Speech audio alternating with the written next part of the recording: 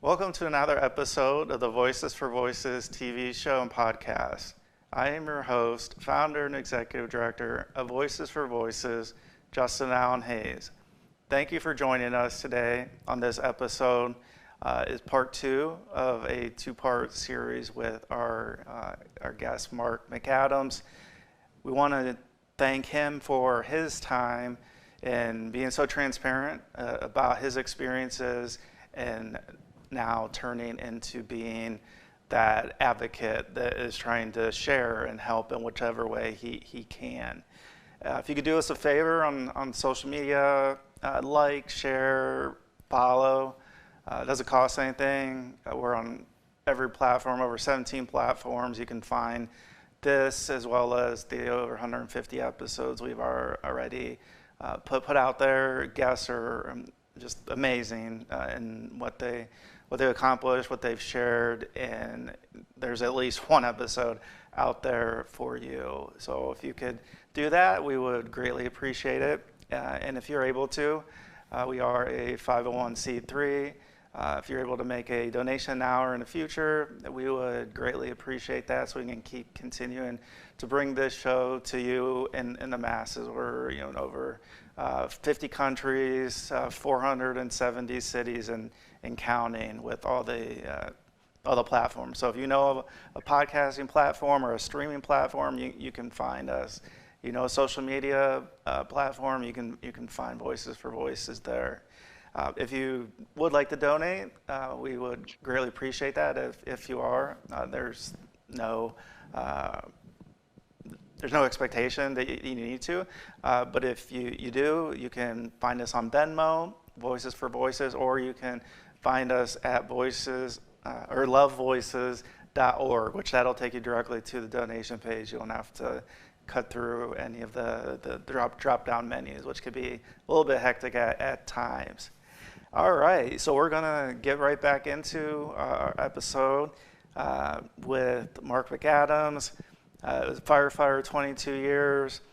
He has the core goal of helping anyone that wants to be a better version of themselves. And so our last episode talked heavy on the experience, the career path. Got into at the end some of the trauma, some of the things you see in here that come a little bit with the territory, I guess I would say. And now we're going to start there at that trauma, and then we're going to build up to the Life Warrior brand, the podcast, the merchandise, and how you can learn more and participate with Mark. If you're able to, or somebody that you might be a good fit for a guest, or just have a conversation, because that's really what we're here for, is to help others. So a little bit outside of Dallas, Texas, we want to welcome back to the Voices for Voices TV show and podcast, Mr. Mark McAdams. Thank you for coming back. Yeah, glad to be here. Glad to be here again. Like I said, any opportunity to get the word out and help whoever I can help, that's why I'm here.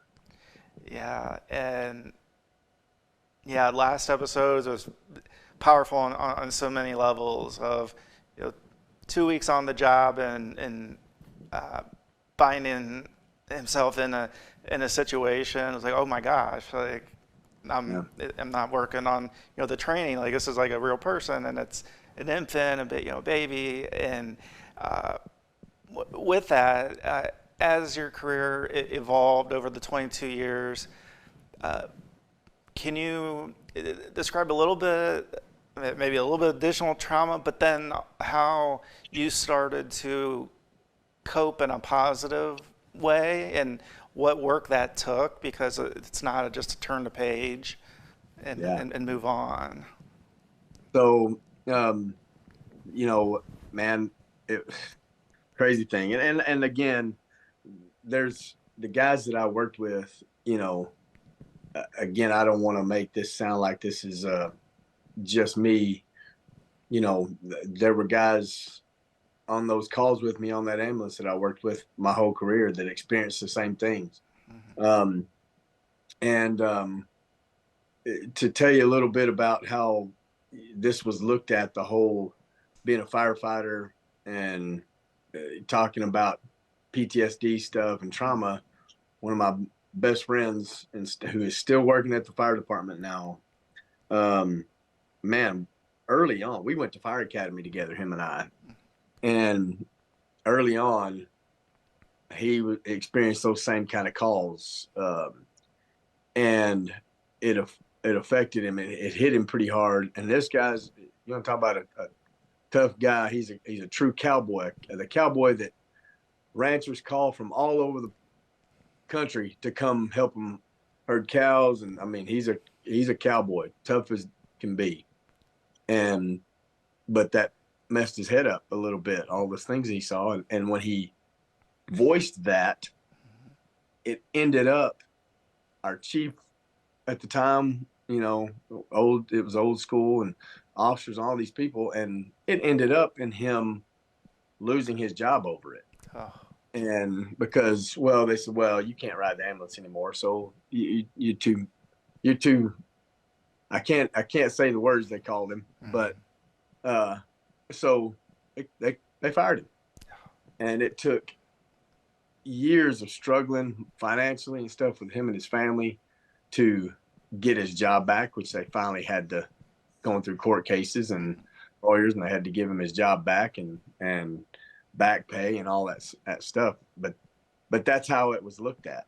And so for me, I remembered that later in my career when it started kicking in on me. I was like, I know how this is going to end up. And this is late in my career. I can't afford that. I got to get to my retirement, right? Yeah. And so I just held it. But him and I, it was crazy. We saw those same kind of calls, and we rode the ambulance together and stuff a lot.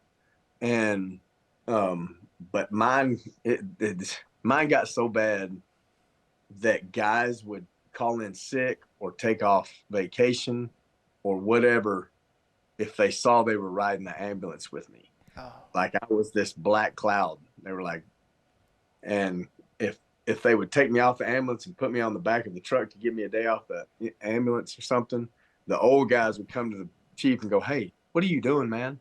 Why are you putting this guy on the back of the truck with me? You know he's bad luck. We're going to do some stuff. We're going to be up all night." I mean, it was, and so that now in your head, you're like, man, now I'm starting to believe it. Like I am. I'm a dark cloud here. Nothing good happens when I'm here at work, right? And so I bought into that too. And then seeing all the stuff, it just kept, like you said, it's like stacking on top of each other. And at some point, you can't hold the weight anymore. And so ended up in that place we talked about before, which is, you know, you lost financially, almost lost everything. Marriage, lost that. It was a really bad, dark time. And like I said, luckily the fire department brought me back from it. But, you know, there's not a day that goes by, not one day out of 7, that one of those calls doesn't come back to me in a memory somehow. Might be just real quick. It might be, you know, and I still have these nightmares. I still have the dreams. And when I say dreams, I mean, I can smell blood. And I mean, they're so vivid that I, you know, I can, it's like I'm there again, and that I can see, I can remember what the suicide notes said. I can remember the clothes people were wearing. I can remember the conversations like in my dream. It's crazy what your brain holds on to and remembers. And so I realize now that's never going away. It's going to be the way it is for the rest of my life. But I've learned to, like you said, I've learned to cope with it and understand, okay, this is happening right now. I know now there's like a window. There's like a 1 to 2 week window. This is going to mess me up for about 1 to 2 weeks, and then I'll be good again. And so I just do things that I love to do during that time, which is I go work out, I lift a lot, and take it out that way. And now I do this. I talk to people, and that helps me. And so that is a true representation of what the fire department is. And I'm not trying to scare anybody away from doing it, because again, if somebody said, hey, we want you to come, we need your services, we need you, can you come back and we'll pay you and I'd probably go, cool, let's go, let's do it. I just love the job and love that being around the guys. Politics of the fire service has changed. That was a hard thing for me to get by. That's just the way of the world now too. But because I think sometimes it gets twisted with cities where it doesn't become about service, it becomes about other things. And so morale of the fire department drops, and it's hard to come back from that for some cities. But so that trauma for me it started probably in 2015. Those things started coming back, having dreams about those calls, and I'd wake up like, man, what was that about? Like I said, the 3-month-old that passed, that was the first one. Very first nightmare or dream that I had was that call. And I was like, man, I haven't thought about that since 1998. And where'd that come from all of a sudden? And then it just recurred. And then it was that call and another one. And then it was that one, and that one. And then it was, and so it was like, man, where is all this coming from? And you got to keep it in. You got to, keep your mouth shut. Don't say nothing.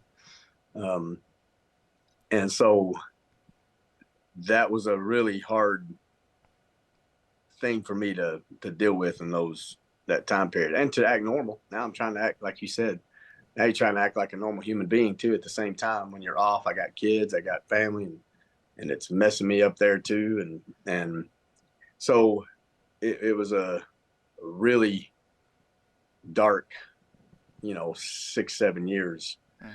And finally, like I said, I came to that realization, like, if I don't do something, and I honestly think getting out of the fire department was the best at that moment, was the best thing for me, because I didn't have to go tell the chief and tell everybody, I'm in a bad way, I can't do this. I was able to walk away differently and then go, all right, let's go do something. I gotta get help somehow. And so that was a whole different routine, of trying to find the right therapist, because sometimes you don't jive with them. It took me numerous therapists to, I'd be like, you'd know immediately, like, this is not working. This is not helping. And, doing things like EMDR and things like that. I'm like, this is not working for me. I don't know, until finally I found that one guy that just, he knew exactly what to say. He was no nonsense, which I was all about. Like, just, here's your problem. Here's how we're going to fix it. It's what you're going to do. Started, and I was like, all right. Now, and that's what he told me. His deal was, you're never getting rid of this. This is the way it is. And that's what I needed to hear. Now, let me show you how to cope with it. And so I was like, all right, that's exactly what I needed to hear. I know it's not going away. So how can I deal with it? Help me deal with it. And man, it was perfect. That was the one. Like, I got it now. And that's what I do now. I use whatever techniques he showed me. That's what I do. Every time something like this stuff comes up, that's what I do. And so that's kind of the whole gambit of the trauma. And there were other things. My good friend, Robert Pointer, was my captain, 2016. I was his lieutenant. We got to be really close. We were on the same shift. And there's TV shows about this. I've been on a couple of TV shows about this. But Robert my friend Bob, was murdered by his wife and the guy she was sleeping with because they wanted his $600,000 insurance policy. Mm-hmm. And so that was while I was on duty and working. And I had to promote in his position. I had to take his locker, his bed, his seat in the captain's truck. And so that, it wasn't just the trauma of the calls. Then I'm dealing with this survivor's guilt of my friend we were supposed to retire. He was 1 year away from retirement. Oh my gosh.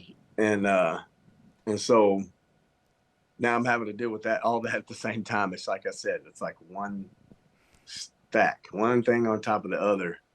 And finally it just broke. But again, I was one of the lucky ones. I saw the light out of the dark and was able to come back from it, which is where I'm at now.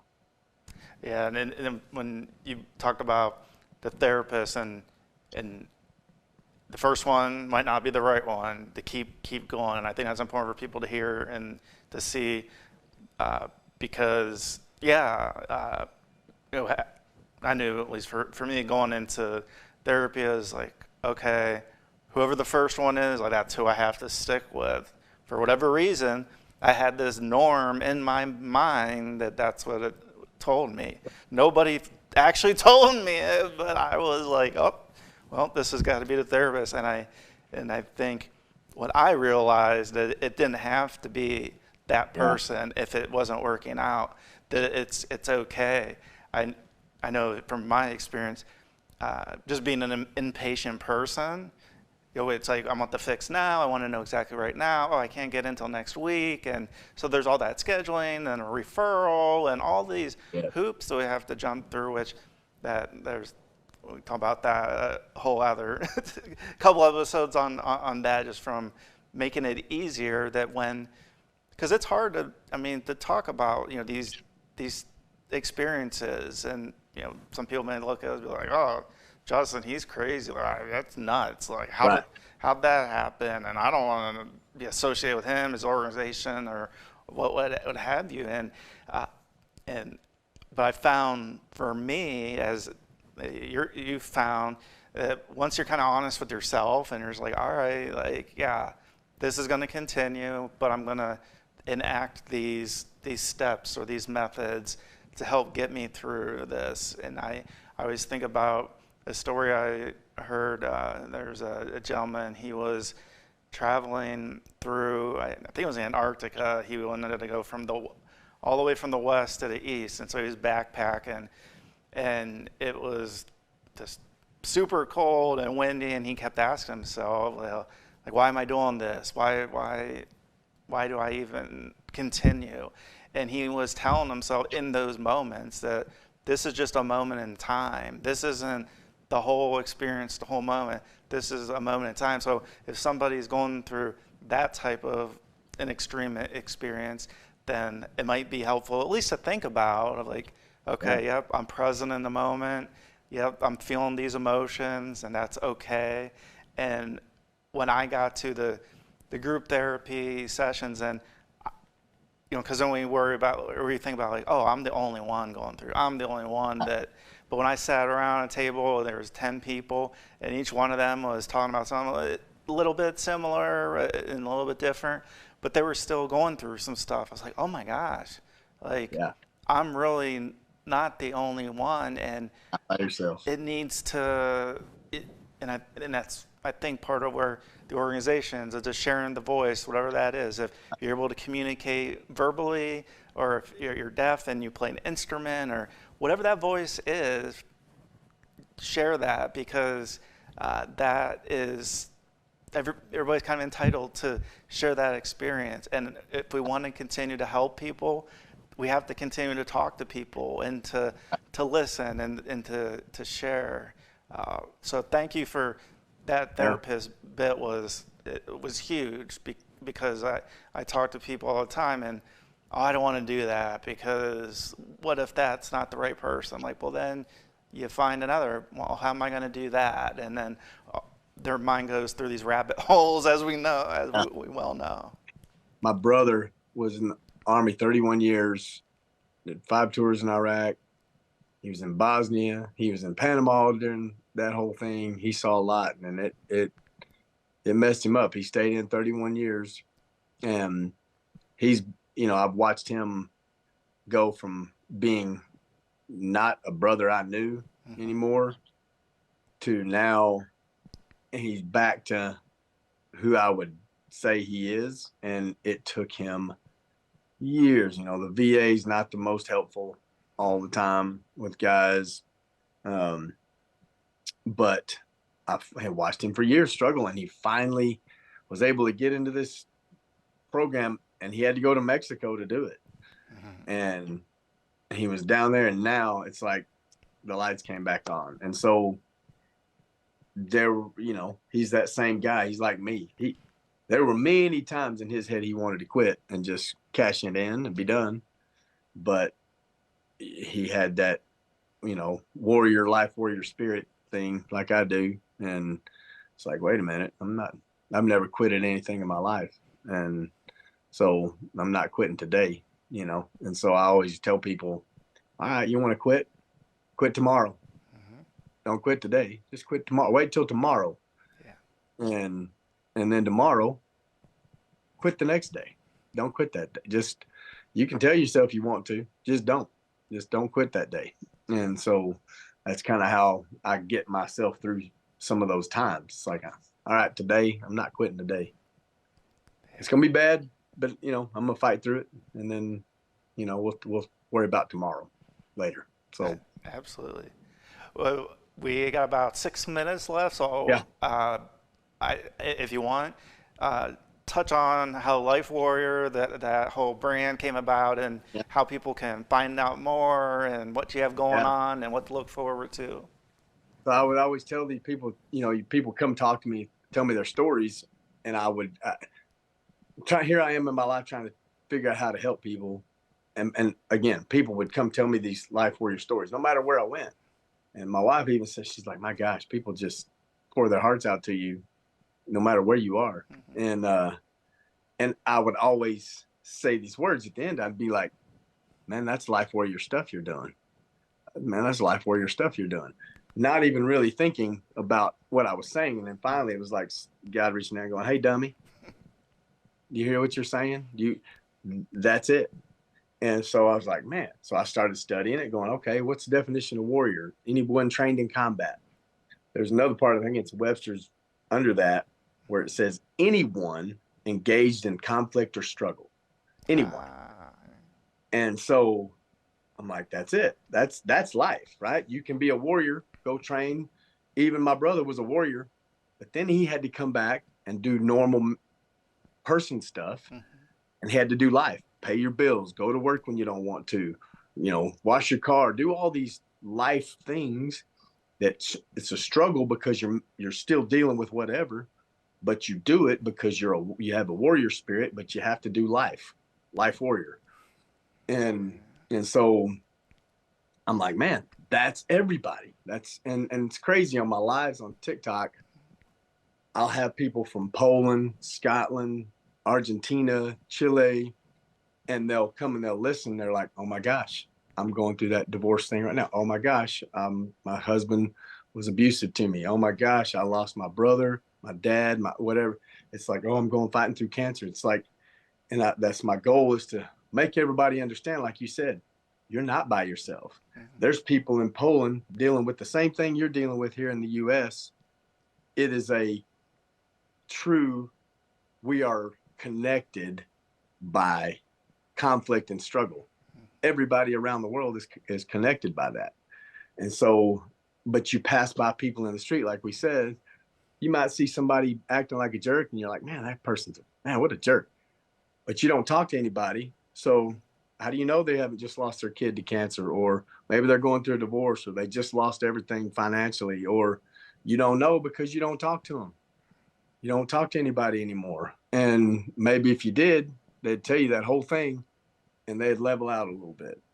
And so my whole goal behind this Life Warrior is to give the podcast is to give people a place to tell their Life Warrior stories, which if you go to the YouTube page, the Life Warrior, I'm not to the level you are yet. I'm learning all this, but Yeah, you're good. the YouTube page, Life Warrior YouTube page, some of the Life Warrior stories I've already had on there are amazing. The trauma that people have dealt with, the things that they've dealt with is crazy. But I give people a place to tell their Life Warrior stories. But the best part is, what is it positive that you are doing or have done to get yourself out of that dark place? And because there's somebody listening to your story that's going through similar what you're going through, and they don't know how to get out of it. They don't know what to do. And so tell your story, tell them how you got out of it. And it's been cool, been really cool. The website's lifewarriorunited.com. You can go there and check it out, and you can register there. All my social media stuff's on there. Okay. We're trying to partner with people like you, nonprofits. My goal is to build a network of people to help wherever they are. I've got people in Kentucky that are therapists now reaching out to other people. I've got people in Midland, Texas. It's starting to grow, and we're trying to help as many people as we can. So that's how the Life Warrior came about. And so every day I wake up now and put my feet on the floor and I say, all right, man, get up and go do Life Warrior stuff today. That's what you're doing. And so that's just the motto now, doing Life Warrior stuff. So yeah, that's how it came about. I mean, it's just incredible. I mean, to just, and it's hard for us, when we're in the weeds, working through things and, okay, what I want the logo to look like and all these things. But then, like, when you take a step back, it's like, oh, wow, like, this is actually pretty cool. And yeah, it's taken a little bit of time, but it's moving along. And I wholeheartedly believe, I mean, being down in your neck of the woods a few weeks back, I mean, and meeting you, I mean, talk about just being in the right place at the right time. It's like, oh yeah, like I would love to have your insight and talk about your experience. And here we are, and we're doing it. And then, hopefully helping you out, but just continuing that, and not, as things come up, and as, hey, think about this, or can you help this way, or I mean, we can do this every year. Just have we have several guests that we have that each year it's kind of like an update, like, hey, where are we at? What are we doing? How can you help? Yeah. Well, we are. Any way we can get the message out there to help people. That's what I'm about. Yeah. So we have like 30 seconds left. Yeah. So time flies. Thank you so much for joining us for 2 episodes. Really greatly appreciate the time. And if you can stick, I look forward to having you on mine. Absolutely. And stick on. We'll grab a couple photos afterwards. And we want to thank you, our viewers, our listeners here in Northeast Ohio, across the United States, and across the world. Like Mark said, we'll help one person at a time, and there's people everywhere that are experiencing some of the same things that we are and we have. And we thank people like Mark for the work that he's done and he's continuing to do to help people. As human beings, we have a lot of things in common, and it's awesome to be able to get his insight. So until next time, I am the founder and executive director of Voices for Voices, Justin Allen Hayes, and we'll see you next week with another episode. Until then, please be a voice for you or somebody in need.